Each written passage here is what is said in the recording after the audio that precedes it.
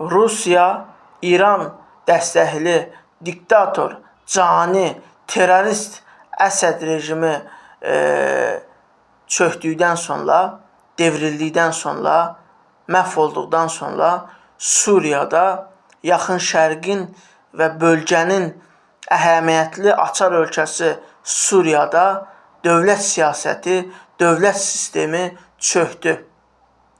Və bu dövlət siyasətinin çökməsi, yəni dövlətsizlik əmələ gəldi və bundan ilk istifadə edən İsrail oldu. İsrail paytaxt Şamın 25 kilometrliyinə gəldi, çatdı. Bu hadisə baş verəndə mediaya baxırsan, bizim mediamıza da, Türkiyə mediasına da baxırsan, Suriya Fatih Ərdoğan, Ərdoğan Suriyanı fəth etdi dedilər. Sonra nə oldu? Baxın, İsrail addım-addım fəth eləyir. İndi fəth edən kimdir? Sual ortalığa çıxır.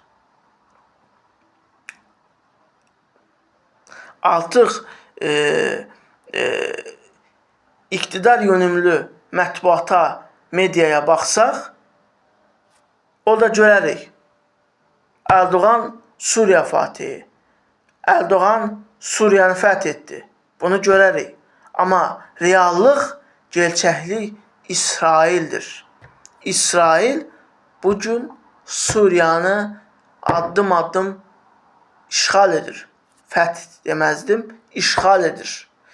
Böyük Orta Doğu projesi əsasında işğal edir.